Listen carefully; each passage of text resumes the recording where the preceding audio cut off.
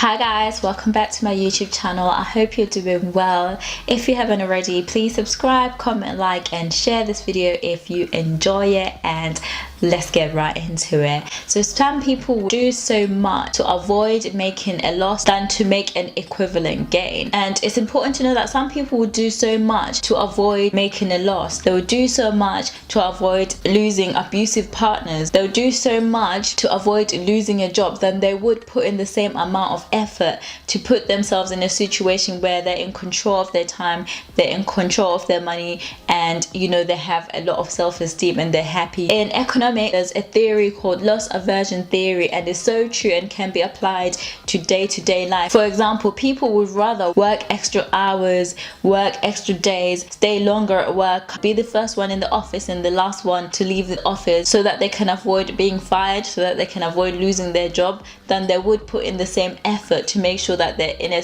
position where they're able to provide for themselves, they're able to work for themselves. Another example is people would rather work extra hard so that they don't lose £10 than they would to make that same equivalent £10. So you have to really think to yourself, are you that kind of person? In your day-to-day life, are you working extra hard to fix negative situations, to fix your relationship that probably should be ending? Are you working extra hard to change your habits? If the answer is yes, you should really take time to reflect and think, hang on a minute, why should I work extra hard to make £10 for somebody else than I would to make an extra £10 for myself, than I would to pour £10 into my business, that same business that would generate more money for you? Why am I not working on myself so that I have more self-esteem, so that I have more to the table, I can provide for myself, so I can have that successful life that I've always envisioned, that life that's on my vision board, rather than being in a situation where I'm scared to do it alone, where I'm scared to not have a partner, where I'm scared to be single? Why is that okay? Why is it okay to work so hard to avoid a loss than it is to work harder to make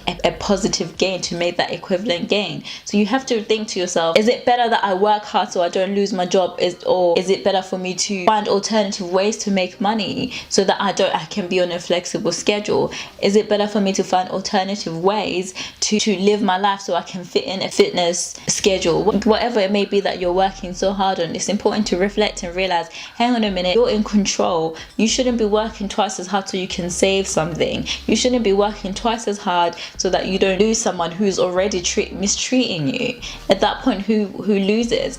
You would lose if you're working so hard, to impress someone, than spending that extra £5 on yourself, or spending that extra £30, or whatever it may be, spending that extra money on yourself to bring you joy. Don't overdo things that are not beneficial. For example, you can think of someone that's always wanted to be a business owner, or someone that's always wanted to be a singer. They would rather spend so much time at work being the best, so that they don't lose their job, lose the income that they get, even though they know that that's not their dream, than they would to quit their job and focus 100% on that career. At the end of the day, you get more satisfaction in making a positive gain for yourself. You don't want to be stuck in a rat race where you're constantly chasing money. You're living in that middle ground where you're constantly fighting off the scale so that you don't fall on the negative, so you don't fall short. What's the point in living like that? You have to live in a way where you're on the other side of the scale, where you're constantly working towards making more gains, constantly working towards becoming a better person,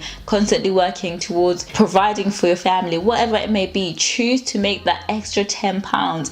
Work harder to make that extra £10 to put in your pocket. That extra £10, although you might be completely broke or whatever, but at the end of the day, the more you put aside to building your dream, the more you will have than you would if you're constantly working a 9-to-5 building someone else's dream. It's better you put £10 into your savings account than working an extra 24 hours just to add £11 into your bank account. You have to really take a leap on yourself. £10 today with compound interest keep building than it is if you keep playing that middle ground where you're trying to avoid negative situations. So you have to take a leap of faith. Don't stay on the safe side because it's comfortable, or because you know how, or because you feel like, if I leave my job, how am I going to get money? At the end of the day, if there's a will, there's a way. You can't be money driven. It has to be more than just the money. What does your life entail? What is your perfect life? How does that look like? You have to strive to be better. I'm not saying quit your 9-to-5 today, but how is your life going to look in 5 years time? If you hate a 9-to-5, you have to be working towards putting an extra amount of towards building a business, towards building a life, towards building a hobby, whatever it may be, working towards something that will be beneficial to you. It is better you work hard, make the extra £1 than it is to work harder and work on the other side to avoid making a loss. The fact that you're not even taking a chance on yourself means you've already lost. So take a chance, take a leap of faith, choose to make an extra gain and become the best version of yourself. Thank you for joining me today. If you've enjoyed this video, don't forget to leave a comment in the comment section below, and I'll see you in my next one.